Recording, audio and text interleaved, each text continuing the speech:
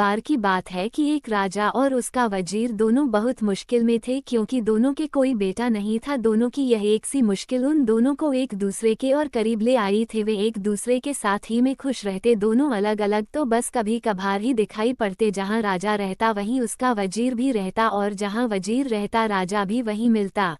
एक सुबह वे दोनों जंगल में शिकार करने गए। वहां उनको एक साधु मिल गया जो आग के सामने उकड़ू बैठा हुआ था। लगता था कि वह पूजा कर रहा था, क्योंकि उसने आने वालों की तरफ देखा ही नहीं। राजा बोला, चलो चलकर इससे बात करते हैं, हो सकता है कि यह भला आदमी हमारा कुछ काम कर दे। सो दोनों ने उसके सामने लेटकर उसको प्रणाम किया और अपना दुखड़ा रोया।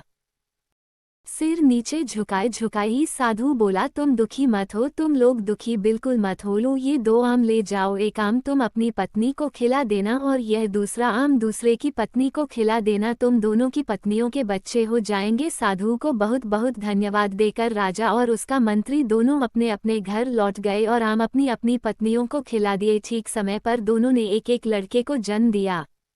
जब ये दोनों लड़के पैदा हुए तो राजा के घर में और वजीर के घर में ही नहीं बल्कि सारे राज्य में खुशियां मनाई गईं। ब्राह्मणों को बिना नाप तौल के बहुत सारी भेंटें दी गईं, गरीब लोगों को खाना खिलाया गया, सारे कैदी छोड़ दिए गए। देश में ऐसा समय पहले कभी किसी ने नहीं देखा था। जैसा कि सोचा जा सकता है, दोनों घरों में दोनों बच्चों की खास देखभाल की गई। जब वे बहुत छोटे थे तो उनकी देखभाल के लिए कई दाइयाँ रखी गईं, और जब वे कुछ बड़े हो गए तब उनको कई टीचर पढ़ाने के लिए रखे गए। उनको सब तरह की शिक्षा दिलवाने के लिए किसी पैसे या कोशिशों में किसी तरह की कोई कमी नहीं बरती गई। इससे वे दोनों शिक्षा और कला दोनों में बहुत अच्छे निकले। अपने पिताओं की तरह वे भी आपस में एक दूसरे से बहुत प्यार करते थे और दोनों अक्सर साथ साथ ही रहते।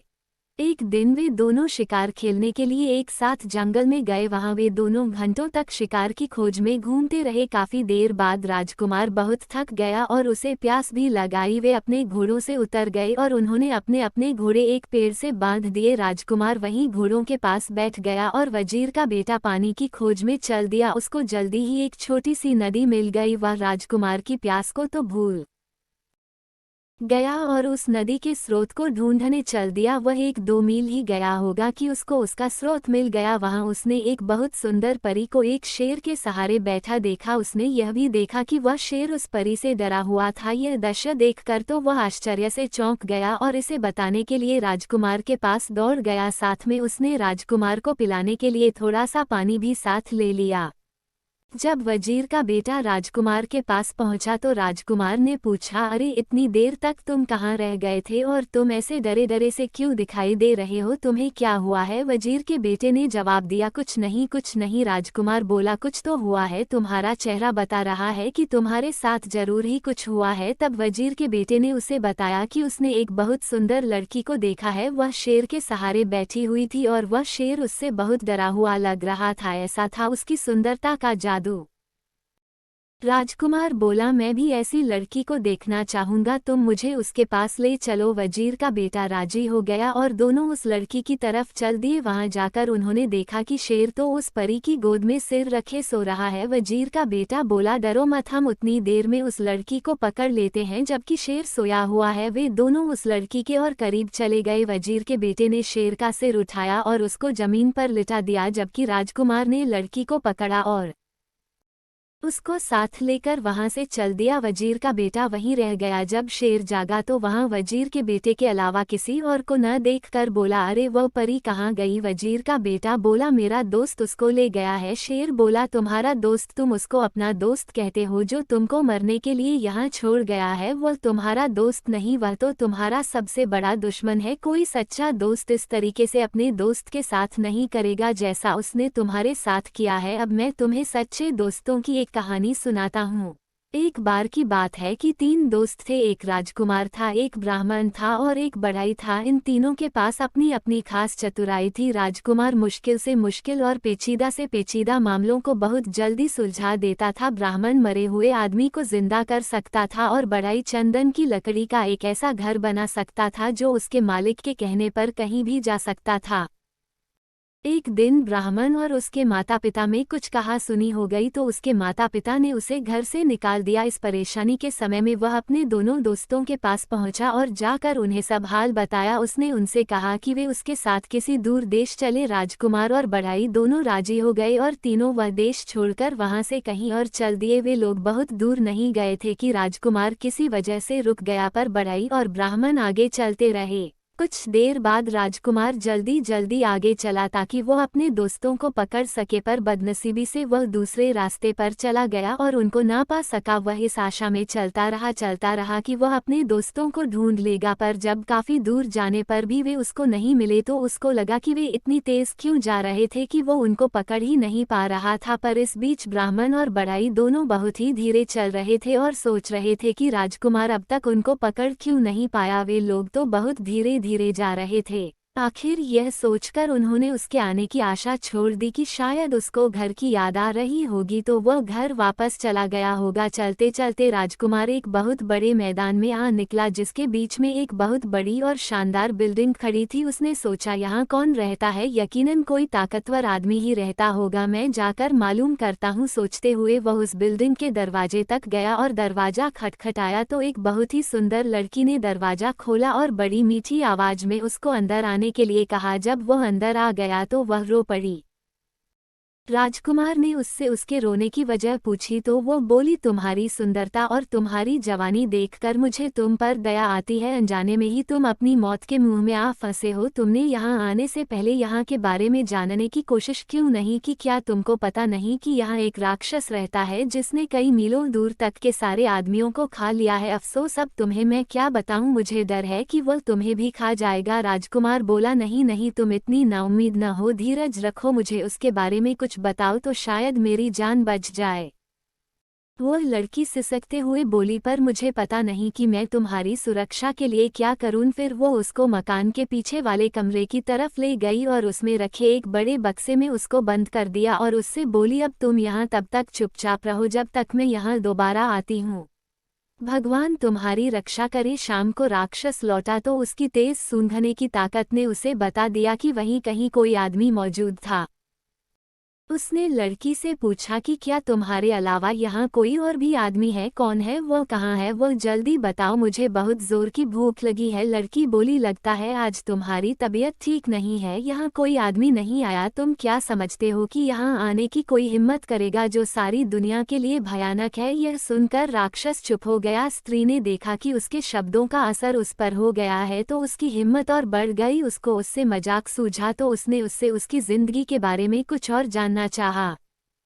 वह बोली, तुम मुझे रोज इस घर में अकेला छोड़ जाते हो और जब तुम चले जाते हो तो मुझे यही पता नहीं होता कि तुम कब वापस लौटोगे। कभी कभी मुझे लगता है कि शायद तुम कभी वापस नहीं लौटोगे और तब मैं सोचती हूँ कि मैं किधर जाऊंगी, क्या करूंगी। तुम्हारी वजह से लोग मुझसे नफरत करते हैं तो मुझे लगता है कि किसी दिन वे मुझे मार देंगे। तुम ही मुझे बताओ कि क्या मुझे डरने की कोई जरूरत नहीं है? राक्षस बोला, प्रिय रो मत, तुम्हें डरने की कोई जरूरत नहीं है क्योंकि मैं कभी नहीं मरूंगा। फिर उस बिल्डिंग के एक बहुत बड़े खंभे की तरफ इशारा करते हुए वह बोला, जब तक यह खंभा न टूट जाए मैं नहीं मर सकता। पर यहाँ कौन है जो यह बात जाने? अगली सुबह जैसे ही राक्षस बाहर गया वह लड़की गई और उसने राजकुमार को आज़ाद कर दिया और उसको रात वाली सारी बातें बता दी। राजकुमार यह सब सुनकर बहुत खुश हुआ। वह बोला, बस यही समय है, मैं इस खंभे को तोड़ देता हूँ और उस राक्षस को मार देता हूँ। ऐसा कहकर उसने खंभे को मार मार कर तोड़ दिया जब तक उसके सैकड़ों टुकड़े न हो गए। ऐसा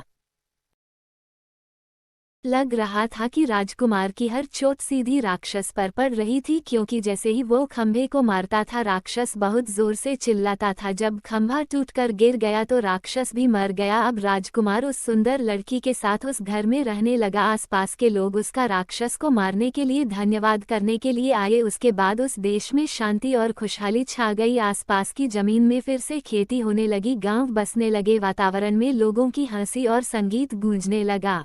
पर सच्ची खुशी हमेशा के लिए तो नहीं रहती। एक दिन वो लड़की अपने घर की एक खिड़की के सामने अपने बाल संवार रही थी। बाल संवार कर कंघी उसने खिड़की की दीवार पर रख दी कि एक कौवा वहां आया और उस कंघी को लेकर उड़ गया। वो उसको बहुत दूर समुद्र के पास लेकर उड़ गया और वहां जाकर उसको पानी में गिरा दिया। वहां उसको एक बड़ी सी मछली ने निगल लिया और इस मछली को इत्तेफाक से एक मछियारे ने पकड़ लिया। उसने देखा कि मछली बहुत बढ़िया थी, सो उसे वह राजा के महल में राजा के खाने के लिए दे आया।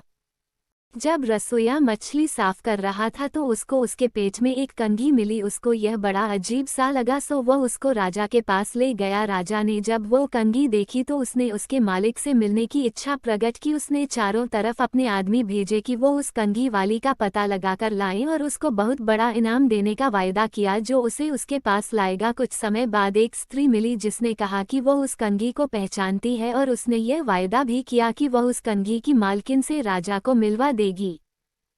वह राजकुमार की पत्नी से मिली और बहुत जल्दी ही उनके परिवार में घुल मिल गई। इतना ही नहीं बल्कि उसको घर में रहने के लिए भी बुला लिया गया, जो उसने तुरंत ही स्वीकार कर लिया। उसने देखा कि जब तक राजकुमार जिंदा है तब तक वो अपने उद्देश्य में सफल नहीं हो सकती, तो उसने राजकुमार को जहर दे दिया और हकीम को रिश्वत देकर उसकी पत्नी से यह कहलवा दिया कि वह अपनी मौत ही मरा है। उफ! राजकुमार की पत्नी तो राजकुमार की मौत पर बहुत दुखी हुई और बहुत रोई। उसके इतना दुखी होने पर तो लोगों को लगा कि वह तो मर ही जाएगी, पर उसने उसकी लाश को नहीं छोड़ा। उसने उसको एक मजबूत बक्से में बंद करके अपने प्राइवेट कमरे में रख लिया। उसने अपने पति से उसके दो दोस्तों के बारे में अक्सर सुना था कि वे क्या कर सकते थे। उसको यह आशा थी कि एक दिन वो उनसे जरूर मिलेगी और अपने पति को जिंदा करवा लेगी। जैसे ही उस स्त्री को मौका लगा उसने उस लड़की को उसका घर छोड़ने के लिए और अपने साथ रहने के लिए कहा कि वहाँ तो वह काफ़ी परेशान थी, कुछ दिन वह वहाँ से कहीं दूर रह लेगी तो उसको थोड़ी शांति मिल जाएगी। लड़की राजी हो गई और उसके साथ चली गई।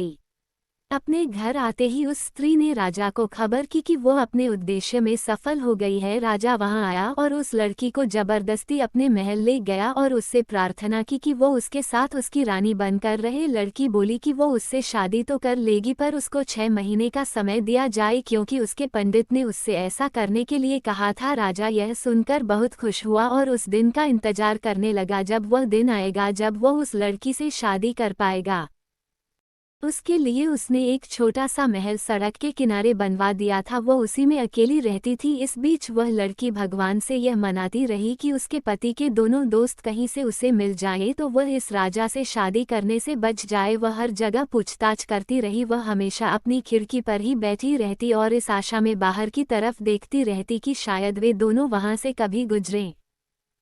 एक दिन उसने 2 आदमी अपने घर की तरफ आते देखे तो उसने उनसे पूछा, आप लोग कौन हैं और कहाँ से आए हैं? वे बोले, हम लोग यात्री हैं और काफ़ी यात्रा करने के बाद यहाँ तक पहुँचे हैं। हमारे साथ हमारा एक दोस्त राजकुमार भी था, पर अब वो खो गया है, हम उसी को ढूंढते हैं। लड़की बोली, आप अंदर आइए और थोड़ा आराम कीजिए, फिर मुझे अपने खोए हुए दोस्त के बारे में कुछ बताइए, शायद मैं आपके खोए हुए दोस्त को ढूंढने में आपकी कुछ सहायता कर सकूं।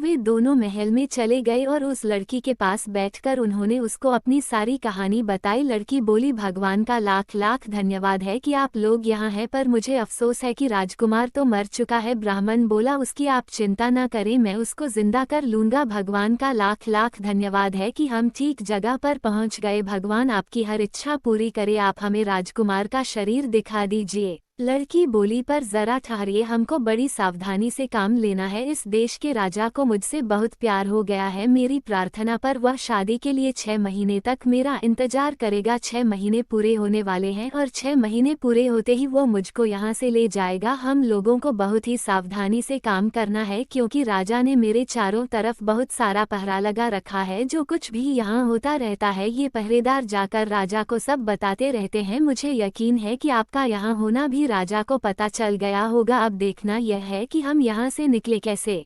बड़ाई बोला, मैम आप डरिए नहीं, अगर आप मुझे जरा सा चंदन की लकड़ी का टुकड़ा ला दे तो मैं उससे एक ऐसा महल बना दूंगा जो उसके मालिक की इच्छा पर इधर से उधर आ जा सकेगा। लड़की बोली, ठीक है, मैं देखती हूँ। इसी समय उस लड़की ने एक दूत राजा के महल की तरफ एक संदेश लेकर भेजा, मैंने आपसे शादी करने का फैसला किया है, हमारी शादी का दिन पास आ रहा है, आप मुझसे खुश रहें, आप मुझे 300 मन चंदन की लकड़ी भिजवा दें। राजा ने तुरंत ही उसकी बात मानकर उसको 300 मन चंदन की लकड़ी भिजवा दी और बढ़ई ने उससे मकान बनाना शुरू कर दिया। जब मकान बनकर तैयार हो गया तो लड़की ने राजा को एक और संदेश भेजा, भले शानदार राजा, हमारी शादी का दिन अब पास आ रहा है, तो आप मेरी भाभी और नंद को यहाँ तुरंत आने की इजाज़त दें। मैं अपनी शादी के बारे में उनसे कुछ सलाह लेना चाहती हूँ।